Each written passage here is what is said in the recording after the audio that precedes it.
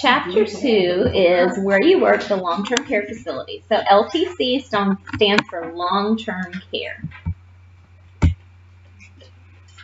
And long-term care is just basically part of our healthcare system. It's becoming more and more important because elderly people are getting elderly and they need a place to live because they can't take care of their own ADLs at home, or they can't,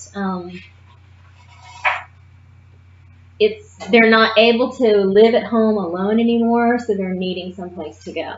Long-term care isn't necessarily nursing home, but it could be assisted living, it could be community housing. There's some elder care communities around town. There was an elder care resort facility that kind of burned down, but just any kind of community where people are elderly and need help. Gerontology is just the study of older adults. So if you see the word gerontology, it's talking about older people. The baby boomers just turned 65 a couple years ago. It's been like a 75% increase in the amount of people who need help and care as they grow older. People are living longer lives. People are living because of the healthcare system. They may still need help, but they're still alive. Okay. Nursing homes, they're called different things in different states. Some states call them convalescent homes. Some states, they're called extended care facilities. In Georgia or around town here, we're going to call them SNFs. So skilled nursing facility is a nursing home. When you're done with your national exam, you have to have your national certification in order to work in a skilled nursing facility. So if you're going to work at the nursing home, you have to pass your national exam. If you want to work in the other places like assisted livings or the hospitals or offices, those are optional to have your certification. They don't require the certification. Some places do just because of their company, but as a state requirement, it's not required to be certified to work there. But if you're going to work in any of the SNFs, you have to have that CNA state certification. Okay.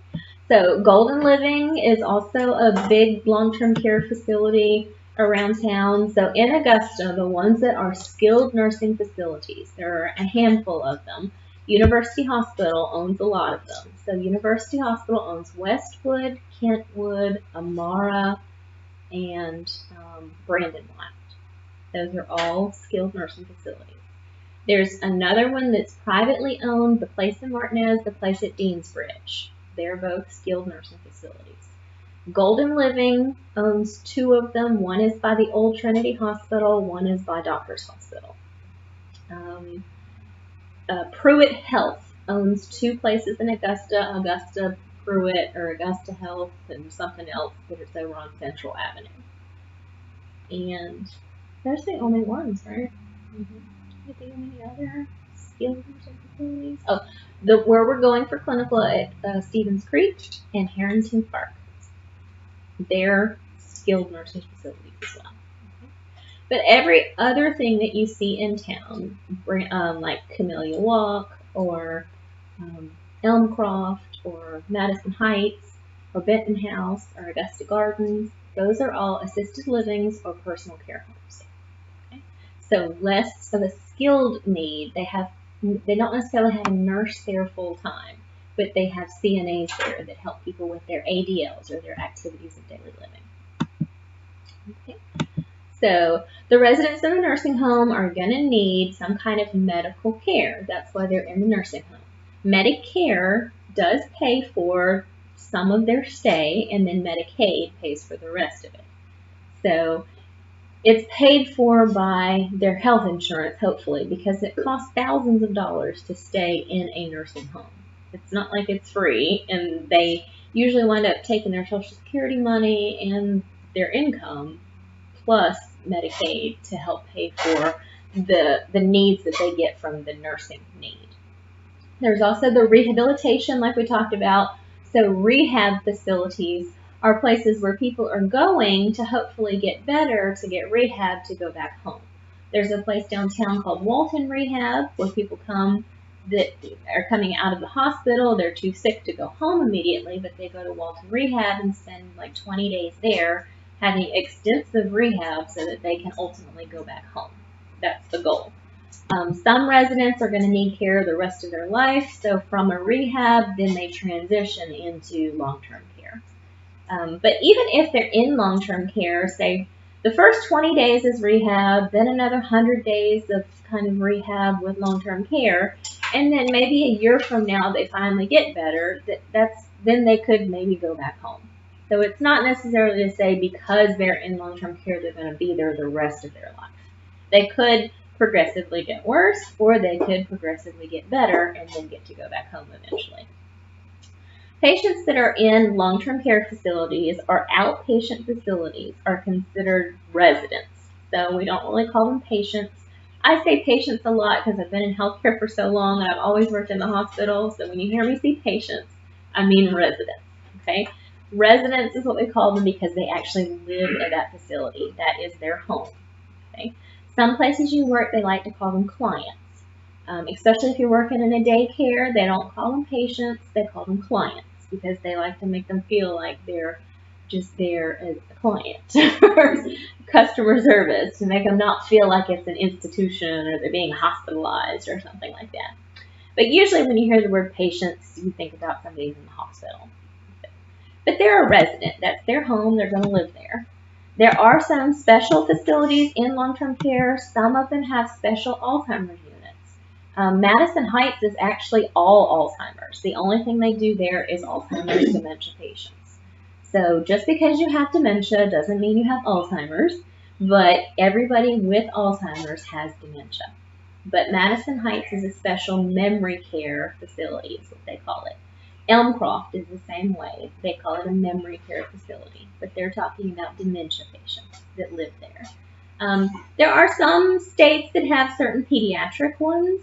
There are a lot of children that are born with birth defects that need to live in community housing or community home or long-term care, but we don't have any in Augusta that are specific for pediatrics.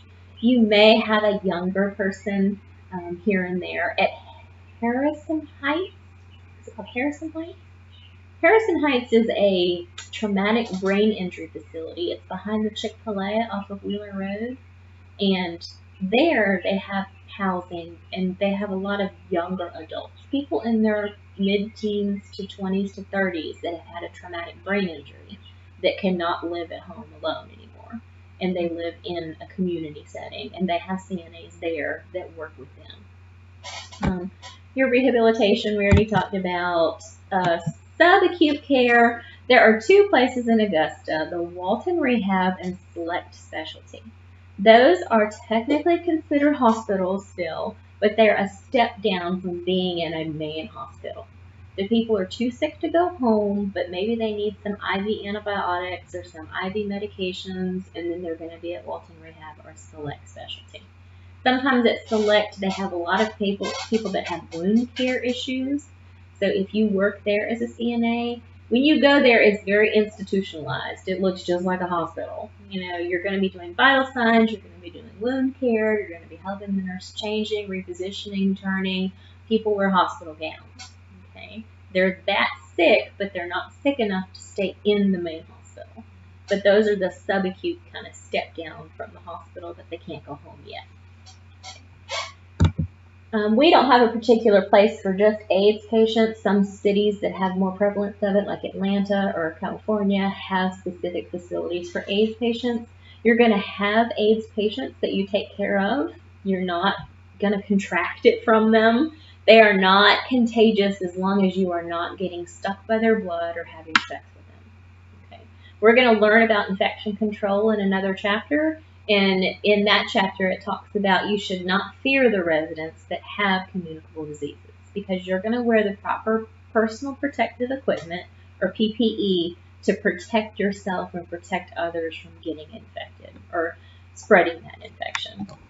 So if you have a person who has AIDS or HIV and you're taking care of them, you really don't need to be afraid of them as long as you're using your PPE appropriately. And there are people that have AIDS. It's called a silent epidemic. You don't even know they have AIDS. They don't have to disclose it. It is tracked by the CDC, but it is not mandatory for them to tell anyone that they have it. Okay. People who are admitted to the long-term care are there because they need assistance with their ADLs. Your ADLs are your activities of daily living. So it's your meals, your walking, your dressing, your bathing, your toileting, everything that you need to do to take care of yourself on a daily day. That's what the CNA is there to help them with. They're admitted to long-term care for security reasons. Sometimes they don't have anyone at home to keep them safe anymore. Some people, as they get older, they wander around and maybe they're unsafe living at home alone, so then they needed to be admitted into a facility. Some people want to be in a facility so that they have friendships or people around them or people that they don't want to be at home alone or at home without any help. And then their independence, they don't want to depend on their families to have to take care of them. So some people actually voluntarily admit themselves into long-term care. So it's not just where we throw people away because they're old and can't take care of themselves. Some people choose to live there. And it is a lifestyle. You know, they like the community of it. They like being there with other people. They like the security of having somewhere that's there to be able to provide them help and assistance every day. So when you go in, you're not going to have like sympathy for them and think, oh, the poor thing is in the nursing home. Sometimes they choose to be there. So not everybody in the nursing home is dying. They don't just go there so they could die. They're still living and they're still enjoying life and they're still doing activities. And honestly, if I get older, I kind of feel like if someone's going to cook and clean and make food for me and I just have to go to activities and play activities and do arts and crafts all day long, it doesn't sound that bad. But as long as if you need that medical need for someone to help you with dressing changes or help you with your ADLs, or you can't do for yourself. A lot of times people get admitted after they've had a fall. Falls are the #1 injury in elderly people. They fall and they cannot recover from their fall. Something happens to them where they can't ambulate, they can't transfer, they can't bathe themselves anymore, they can't cook for themselves anymore, they can't feed themselves anymore. So it's, you know, they had some kind of traumatic event that made them go into the facility. But for whatever reason, they just can't take care of themselves.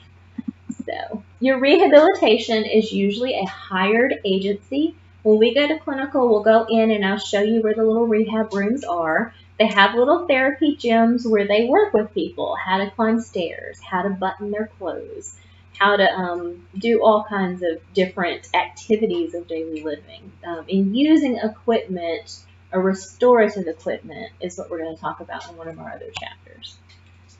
If you like therapy, you could go into being therapy. There's occupational therapists, there's physical therapists, there's speech therapists, there's all kinds of therapy that you can do that helps people recover with rehab.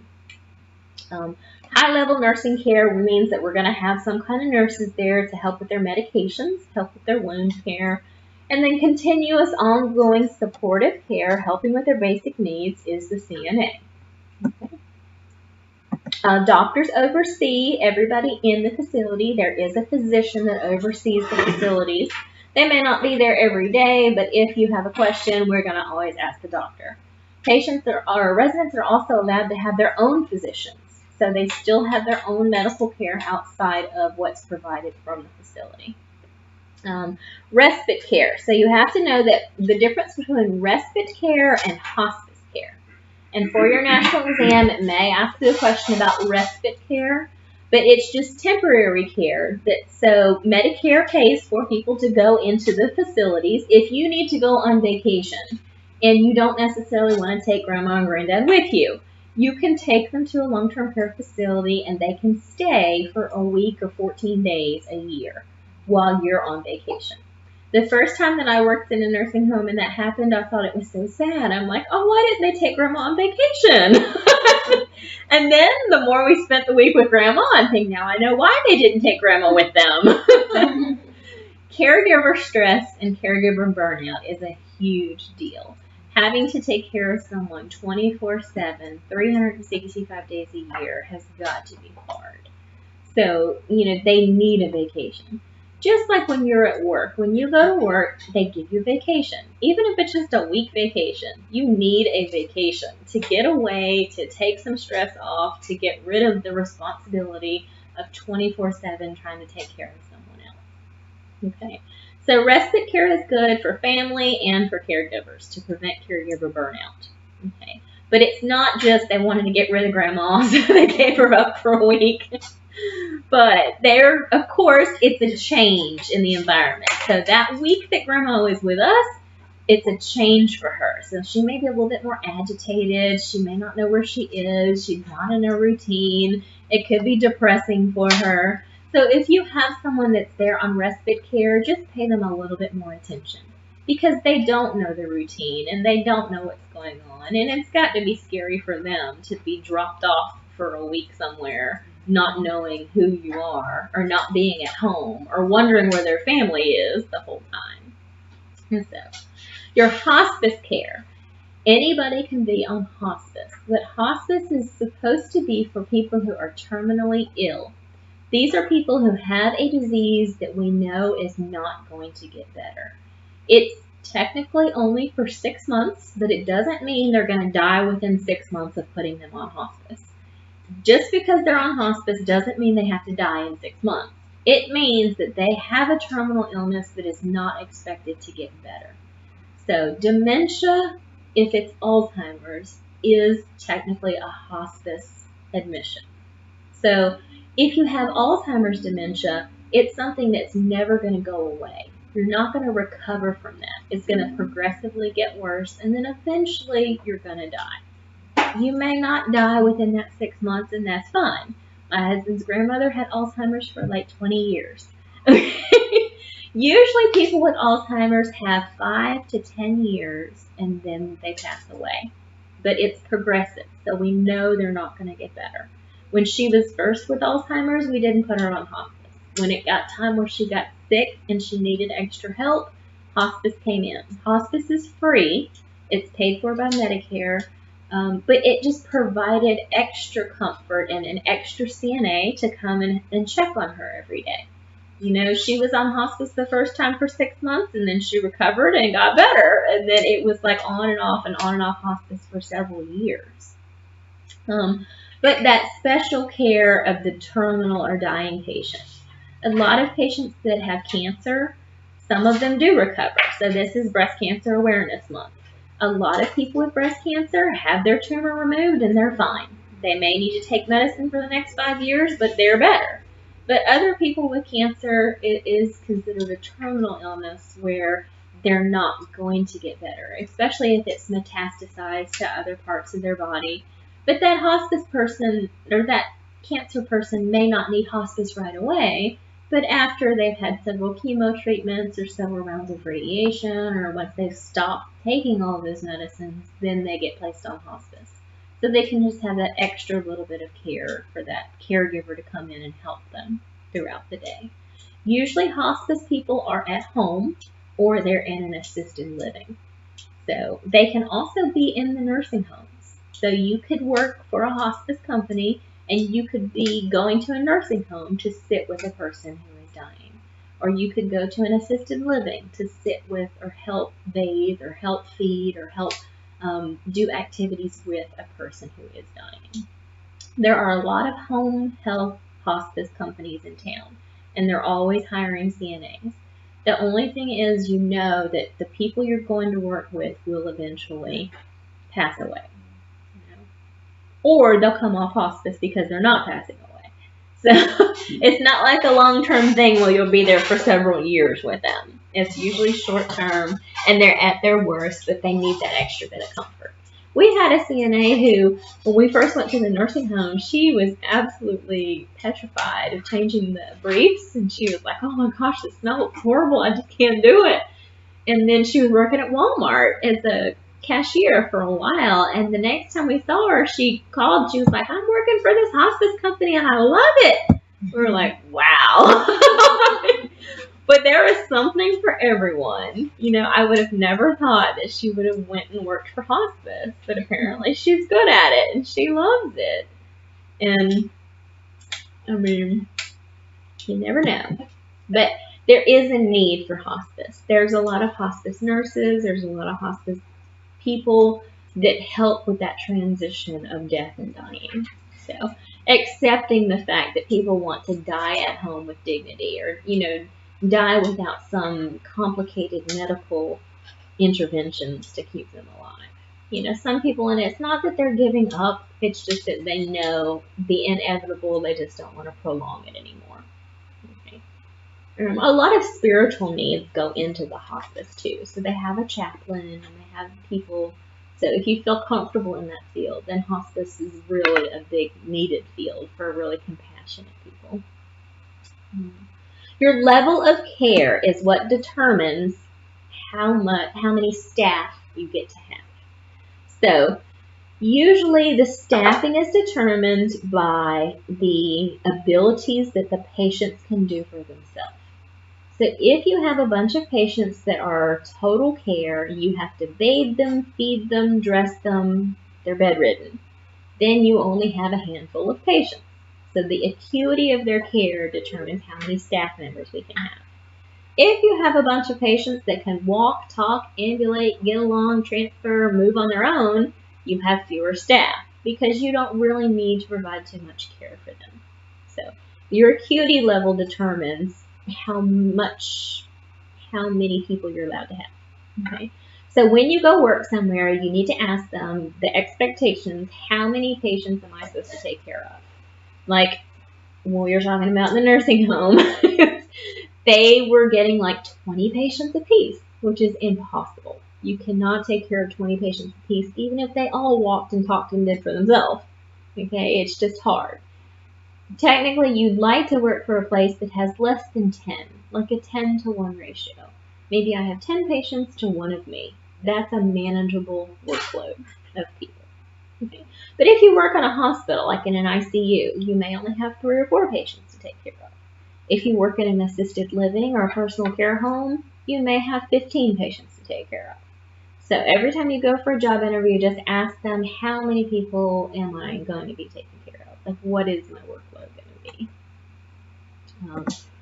The staffing level is also the number of nurses, the number of aides. They tally it up on this report, but it's always posted. Like, the census is how many patients are in the building, not how many beds they have overall. And then they have each shift broken up. If you're working in long-term care or assisted livings, they work on 8-hour shifts. Where we're going to Stevens Park, they're changing their shifts. They're going to start working from 6 to 2, 2 to 10, and 10 to 6. But most places work 7 to 3, 3 to 11, 11 to 7. Okay? If you're working in hospitals, you're working 7A to 7P or 7P to 7A. Right now, there's not. Walton Rehab has 12-hour shifts too. So if you work as a CNA at Walton Rehab, it's 12-hour shifts. But most places are going to be 8-hour shifts for you. And some places, because it's an 8-hour shift, will ask you to work a double, and you're there for 16 hours a day. So if you can do it, you can be there from 7 in the morning to 11 o'clock at night. And they will let you work as many days as you want to, because they just need that much help. Okay. So there's always overtime to be made in healthcare. You have to work holidays. You have to work weekends. It's revolving. It's 24/7, 365 days a year. There's no such thing as holidays. Okay. Some places, it's not state law, but some places will pay you extra for holidays. They'll pay you like time and a half or double time. The hospital used to do that, but then they stopped doing it. So it's just like a holiday. It's just like any other day. So, again, with the long-term care, is the fast and growing population. The baby boomers started turning 65 about 7 or 8 years ago. So now there are tons and tons of people in long-term care. Baby boomers are people who were born between 1946 and 1964. Did any of y'all have parents that were born during those times? Or around that time? Do any of y'all have parents that are in facilities? No, not yet. My mom just turned 71, but she still lived at home. But she was born in 1947. 1947. So. Yeah. So, but they're getting older, and then she is perfectly healthy. She may live till she's 90. But then my dad had cancer and passed away at 68. So you never really know. The majority of people in nursing homes are going to be women, and it's just because women outlive men. So 75% are women, but there are a handful of men that are there as well because they're widowed or their wife died before them and they can't take care of themselves at home. So some places, like where we go to clinical, there is only a handful of men. I would say there's only like 5 or 6 men there, and then the rest of them are women. But other places, it's more of an even keel, so it just depends on where you work. But women tend to live longer than men, and so then they wind up needing help later on. And when you go to these facilities, you will take care of women that are like 100 years old. There is one lady that comes to our daycare that is 102, and she does not look 102. And I'm thinking, wow. But then again, I'm thinking, how do you know what 102 looks like? She doesn't look any older than some of the 70 or 80-year-olds. Like, she just stopped aging at 80, and then that was it, But you'll take care of them all day long that are 90s, 100s, and just not really even know unless you ask them. Or if you look on their chart, or if they tell you how old they are, and you think, wow, you're doing pretty good for 100 years old. All right, your interdisciplinary team. So this is a team approach. This is going to be on your national exam. If it asks you about the interdisciplinary team, it just means that there are different disciplines. Different people take care of different parts of people's needs. You as the CNA are going to help take care of their ADLs. The nurse is going to help take care of their medical needs. The therapists are going to take care of their rehabilitation needs. The social services is going to be a social worker. So they have all kinds of needs that need to be taken care of. They need to make sure that their finances are taken care of. That's going to be with the social worker. They need to take care that their medications are taken care of. That's with the doctor. So the interdisciplinary team is all the different parts of the team that are taking a role and taking care of all the needs that this person has. So the patient is the most important part of the interdisciplinary team. There is a huge push towards patient responsibility, patient involvement, patient choices. You are the one in charge of your health. You should be the one making your healthcare decisions. What you want, what your wishes are, is what your wishes are. We have to respect that as part of the team. We work to help you develop your care plan and how you want to be taken care of. Okay. But everybody is different because of their culture, because of their background, because of their ethics, because of how they were raised. Nobody is better than anybody else. If that's the way they want it, that's the way they want it. Okay.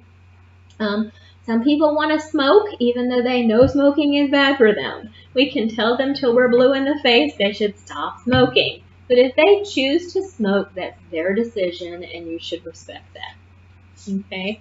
Even if you don't agree with it, you still can't treat them poorly because they make decisions that you don't like. And you're supposed to hate the disease, not the person. So yes, it's things that you feel like you could change your lifestyle and you could be so much better if you just did this, but it's their life and it's the way they want to live it. So respecting other people, but then just being a part of that team. Family members are also part of the interdisciplinary team. Family members fight with each other. They don't always agree on everything, okay? But you can't take sides. You can't tell one family member that they're right over the other family member, or make one family member feel like you're being biased towards the other family member. And so it's kind of a hard thing to keep your opinion to yourself and not force your beliefs upon what you think the family should do. Or they'll ask you all the time, oh, what should we do? I'm like, you should decide with your patient. Like, you should ask them what they want to do. it's very hard not to tell them, well, if I were you, I would do this, but you're not them. So just respect them and then just tell them they need to talk it out with their family member. The family member is the most important person. This care plan. So you have to know about the care plan. The care plan is a written communication about how we are going to take care of this person. Everybody has a part of the care plan. Your input is important in the care plan. You don't write the care plan, but you need to help give us information so that the nurse can write an effective care plan. The care plan is always changing. So if you notice something that's different on the care plan or with the patient, you need to let the nurse know so we can change the care plan. Okay? You don't necessarily change the care plan or chart on the care plan or do the MDS sheets, but your input is important. The patient's input is important. They have monthly meetings with patients about their care plan. And even in the hospitals, if you go to a hospital now, the doctors come in, they give you options, and they ask you, what would you like done? These are your options. What is your plan? It's not just anymore, I'm the doctor, I know best, we're going to do this. They come in and they give you these options. Well, our care plan is based upon these problems that we find for the patient or their need, and then a goal to help them reach their needs or some kind of approach that we're going to do to make them better. So when you're reading care plans or when you're doing your activity sheet, you're going to get a CNA assignment sheet. And on that assignment sheet, it has the list of all of your patients for the day.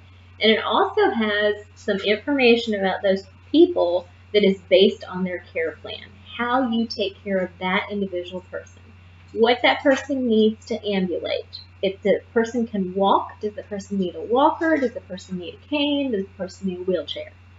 How that person gets up out of the bed. Are they able to stand by themselves? Do they need one person to help them, two people to help them? Do they need a lift to get out of the bed?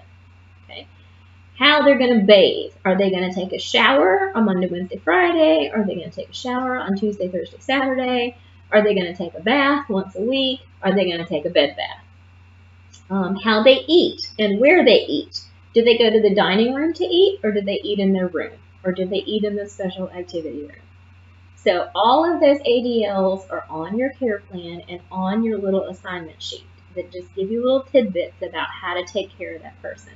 Now, if your assignment sheet says your person can get up, ad-lib by themselves out of the bed, and you need a lift to get that person out of the bed, you need to let the nurse know so we can change that assignment sheet and change that care plan. Because people do get worse over time. And they may used to be able to get up by themselves, but now they need help with 3 people to get them up out of the bed. Okay? So when you see those things change, let us know. This one on the screen is just an example. The problem, the resident is alert with confusion and only passively responds verbally.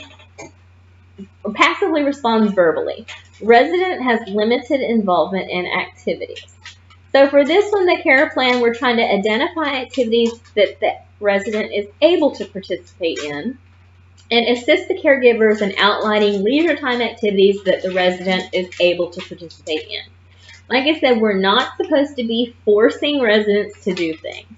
But part of the approach or part of the things that you can do to help is introduce yourself to the resident before each interaction, take the resident to one specific activity and assist them as needed, arrange one-to-one contact with the resident, assist the resident in planning their leisure time activity, and supervise the resident in the activity.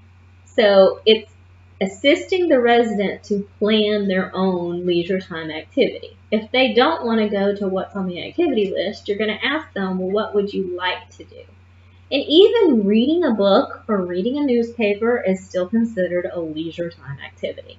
Okay? So all of these activities are charted because we need to know that the person is engaged in something. Like even if we have all these plans and all these activities and they never go to any group activity, if you know that person reads their book or reads their newspaper every morning, we can chart that as that is their leisure activity. That is what they choose to do, even though we've offered them a million choices. Okay? But we can't force them to go to the group exercise every morning. Okay. So your role in care planning is very important to help meet their needs. And so who's providing care for the residents? The resident provides their own care as much as possible. The resident's family can provide care as long as it's safe. If the family asks you to do something a certain way, as long as it's safe, you can do it. Okay? If the family wants to help with helping take care of their person, they can. So a lot of family members come in and spend the day with their patients or their residents or their loved ones, but they can't necessarily spend all night with them. So they'll come during the day and they'll help with their feeding, they'll help with their bathing, they'll help with their dressing, and then they go home. Okay, they are allowed to help as much as they can. The director of nursing is going to be there to help as well, and so is the charge nurse, and then the staff nurses, which are going to be the LPNs on the floor, and then the CNAs. As the chain of command, you as a CNA are going to report to your LPN. Your LPN is going to be assigned the same patients that you have. So there will be multiple LPNs when we go to clinical, and I'll introduce you to the LPN that's on your floor. There's 4 different LPNs there at any given time because they're all on different, they all take care of about 20 patients or 15 patients apiece. And then there's a charge nurse who's in charge of the LPNs, but she is also available to help you if you need her. And then there's a director of nursing who is doing a lot more book work and paperwork and stuff, but is available if you need her. But you don't, for the chain of command, you go to your LPN first, someone who is taking care of the same resident that you are so they know what's going on. You don't necessarily just go automatically to the head and report it to the director of nursing that something's happening. Because then she's going to ask you, did you take it up with the patient? Did you take it up with the other CNA? Or did you tell your LPN first? So make sure you're following the chain of command when you're doing any kind of complaining or asking about anything. It's kind of like the reason, like in the government, we have these senators and congressmen and stuff. We're supposed to write to them first before we write to the president. It's like a stepladder to get to the head. But there's also a medical director. The medical director will be walking around as well, part of the community, but maybe doesn't necessarily know the ins and outs of everybody's daily routine and activities. The medical director is supposed to come like once a month to check off the charts and things like that. Physical therapists. So for part of your national testing, they are going to ask you a few questions about other people in the interdisciplinary team. If you can't help someone, who are you going to find to help them with the particular problem they're having? Okay? So when you answer the call light and they say, oh, I need help with therapy, you're going to ask them, do you need help with the person who helps you walk or with the person who helps you do your ADLs? Okay? If they want to help with the person helping them to walk and transfer, that's when you're going to ask the physical therapist. So the physical therapist helps with large muscle groups. It helps with people being able to walk or ambulate or transfer from place to place. Okay. If they tell you they want to talk to the person who's going to help them with bathing or feeding themselves, so more of a small skill or an ADL skill, then you're going to ask the occupational therapist. So your occupational therapists are going to focus on your fine motor skills where you're using your hands or your arms or you're buttoning something or you're picking up something or you're writing something. Some of those fine muscular skills, not just walking up and down the hallway. And physical therapists and occupational therapists have aides as well. So there's a physical therapy aide there and there's an occupational therapy aide there. And they all work together to help people with their rehab. So just know the difference between physical therapy and occupational therapy. And the word ambulation means to walk. So that physical therapist is ambulating. Your speech therapist is also going to be there. The speech therapist at our clinical site is really involved. She's always in the dining room watching people eat. Most people think of a speech therapist, somebody for kids when your child is having a problem learning how to speak or have a stuttering issue, and then they take them to a speech therapist. But speech therapists also work with the elderly people if they're having swallowing issues or dysphagia. And they also help people who have had a stroke or some kind of mental traumatic brain injury to help them relearn how to speak. So some people after a traumatic accident have to learn how to speak all over again, and that speech therapist will help them with that. But the biggest thing in our facility is the speech therapists are helping them with swallowing. And we'll talk about that in another chapter with dysphagia diets and people who need thickened liquids because every time they swallow it goes down their esophagus, or it goes down their trachea instead of their esophagus. There's an admission coordinator. Your admission coordinator is going to help with paperwork to get patients into the facility and also transferring them out of the facility somewhere else. So your admission coordinator may come up to you in the morning and say, we're expecting 3 admissions today. One of them is going to go into your room 24. So that means your responsibility is to get room 24 set up for a new patient to come in. Okay. They may also come up to you and say they're transferring. Or the patient may say, I'm supposed to be going home today. Who do I talk to about that? Okay. That's going to be either the admission coordinator or the social worker. Both of those help coordinate people's transferring back and forth, arranging for home services, arranging for medical services, arranging for things that they need. Okay? So if your resident is going home, you're going to more than likely have them talk to the social worker. So you will get to know your social worker, your admission coordinator, all of your therapists. And when people ask you a question about, oh, I need help with that person who helps me swallow, say, oh, let me go tell the speech therapist for you. Okay. So some things aren't always just go tell the nurse. If you can find the appropriate person, then you can go tell the appropriate person that they're looking for some help. Okay. Your recreational therapist. So there is a recreational therapist who's there. She's actually a CNA. And then she went to some extra little training classes on the job to be the activity coordinator. Ashley is her name there, and she is really good at planning activities. It's hard to plan activities every single day for 4 times a day to have people participate and do things. But a good many people participate. I'd say at least half of the residents like to participate in activities. They don't necessarily come to every activity that's on the calendar, but they like certain activities and they look on the calendar and they know when it's happening and they want to go to it. Okay. If someone is in an activity, you are not supposed to disrupt them from their activity. The activities only last 30 minutes to an hour. Okay. If you need to do something for that person, you need to do it before the activity or after the activity. Okay. If you need to help them get ready, say it takes them 30 minutes to get ready to go to the activity, you need to go to their room 30 minutes in advance to help them so that they can get to the activity on time. Okay. Especially if it's something they are looking forward to doing. You know, go and remind them and then help them get ready and then get them to the activity.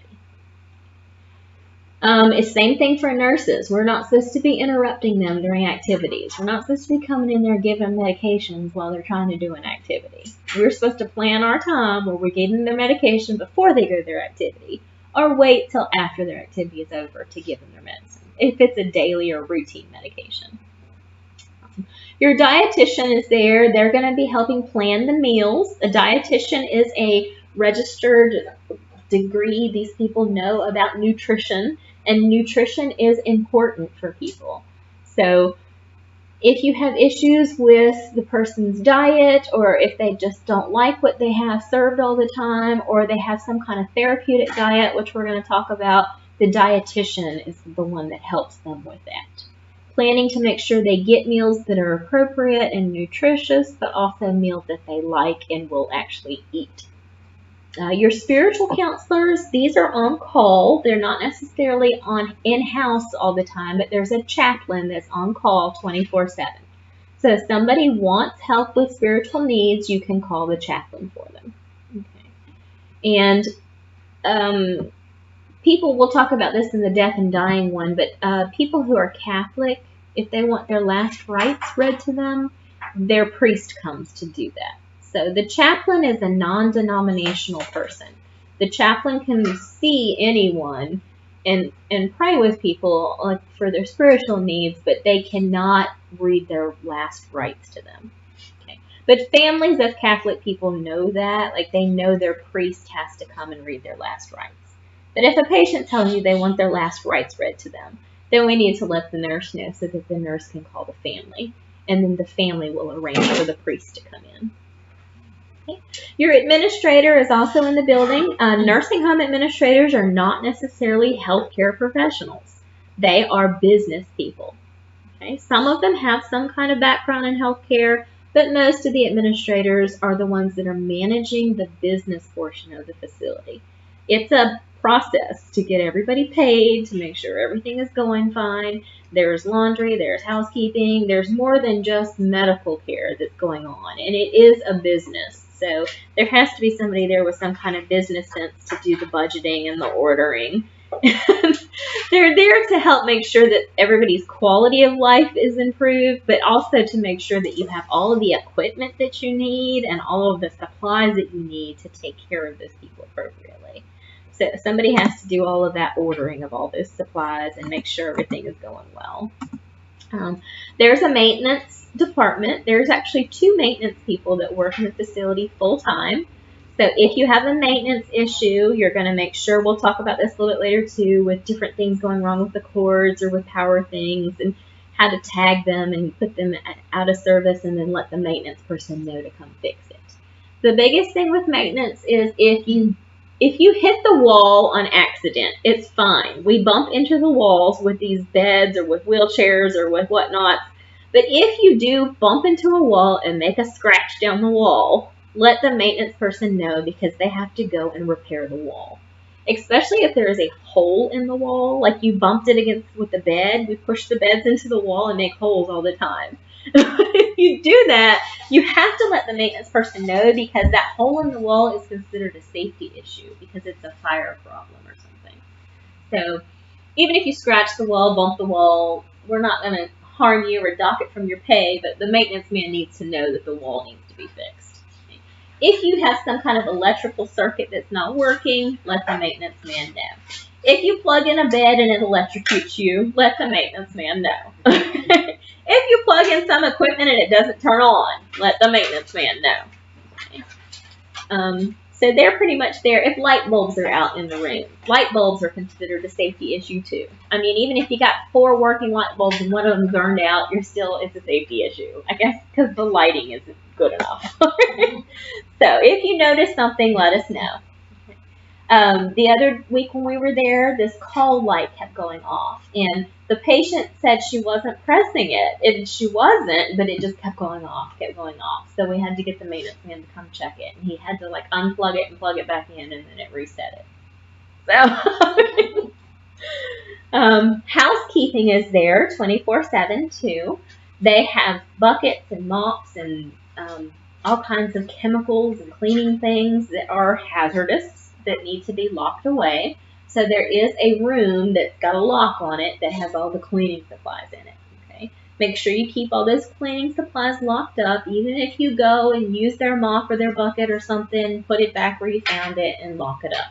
Don't just leave it in the hallway or leave it out. And then all the other kinds of personnel that help with bookkeeping and laundry. There's a laundry facility there that's really, laundry is only there during the daytime hours.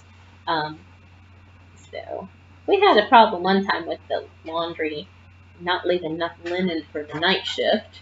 But if you work night shift and you notice you have no washcloth, then you need to let someone know so that laundry can leave extra washcloths in an emergency car for you. How all of this is paid for. We talked a little bit about this. Medicare, Medicaid, federal programs. Some people are private pay. Some people don't have health insurance to help pay for health care. So it's very expensive. People have to use their resources. They sell off all of their assets. They use all of their money to be in this facility long term. There are some managed care plans like private insurances, but they usually only pay for rehab or for the doctor visits. And then there is this long-term care insurance that's very expensive. The premiums are like hundreds of dollars a month, and you have to buy it before you actually need it for it to help pay for your long-term care. Assisted livings and personal care homes are not paid for by Medicare or Medicaid. So anybody you're taking care of in an assisted living or assisted living or personal care home is paying out of pocket. So only if they're in long-term care, nursing home, is Medicare paying some of it for them. But Medicare doesn't pay all of it for them. Who oversees these long-term care facilities? You do have to know this CMS. So kind of highlight that part. The Centers for Medicare and Medicaid Services. This is the regulatory industry that oversees long-term care. Every year they have a mandatory evaluation or survey. The surveys are listed on the Medicare website. They are public knowledge. They're also printed in the front of the facility, available for anyone to see. The surveyors come once a year and they survey your facility to make sure that you're providing the proper care. There's been a lot of reform with nursing homes over the last 20 or 30 years.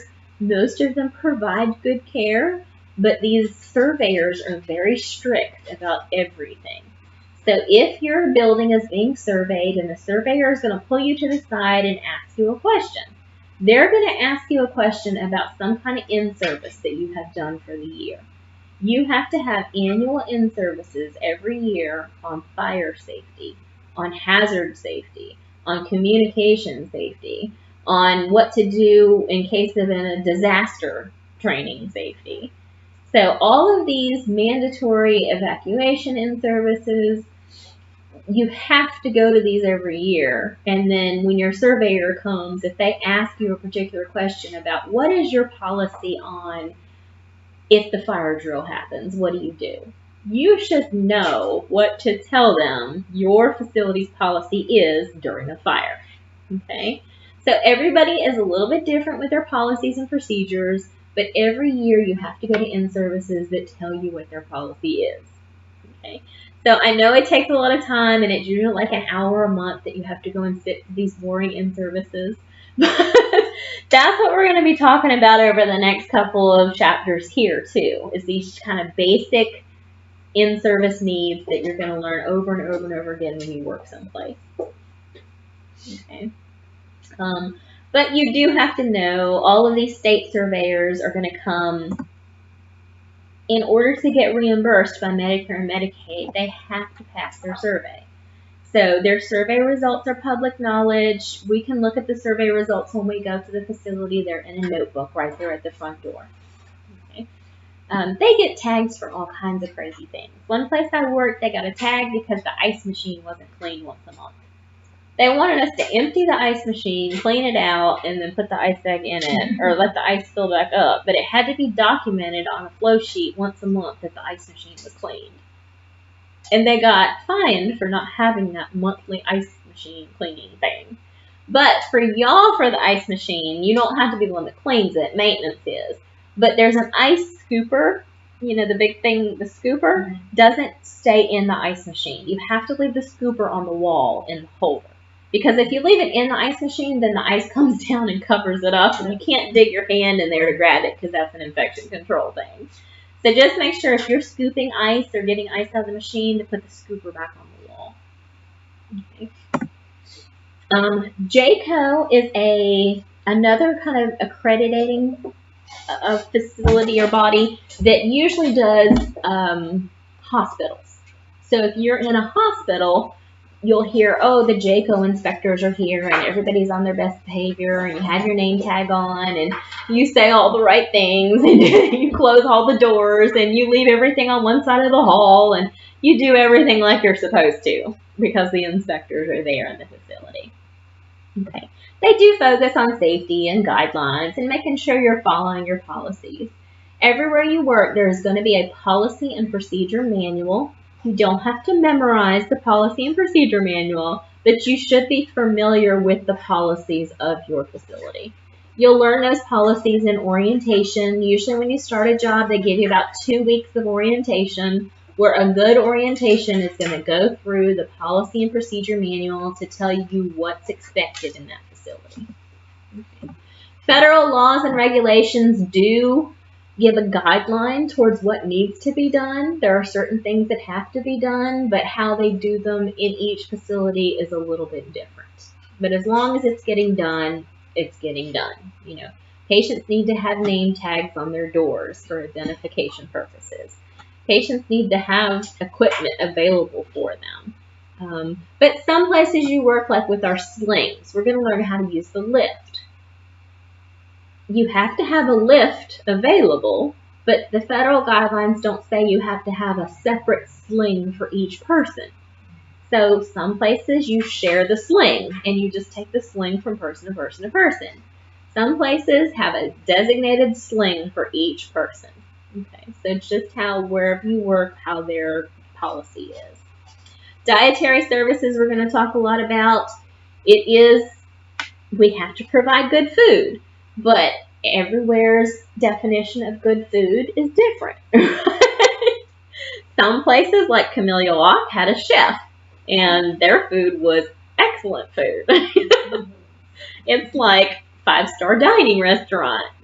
Other places have Morrison's Cafeteria, where it's good food, but it's more cafeteria style food. Okay, so as long as it meets their nutritional values, it's still food. It's just where you're at. Physician services have to have a physician available. There is a podiatrist that's available once a month and a dentist that's available once a month. If your patient is going to need a podiatrist or a dentist, we put them on the list, and once a month that person comes. It is paid for by Medicare. So we just need to know that they need foot care, that they need their nails cut. So those kind of things, the social worker actually helps them with those benefits that they're entitled to. We have to have this specialized care like we talked about: respiratory therapy, occupational therapy, speech therapy, recreational therapy, mental health needs. All of those different things are available. Pharmacy services, obviously, we give them their medications. You know, they don't have to bring their home meds. If they do have medications from home, they have to be documented. So they can't just take over-the-counter stuff. If you see someone with a bunch of pills in their drawer, you need to let us know, because it has to be accounted for. Even if they're families, sometimes people get sick and have a cold, and family brings them a bottle of NyQuil and leaves it for them.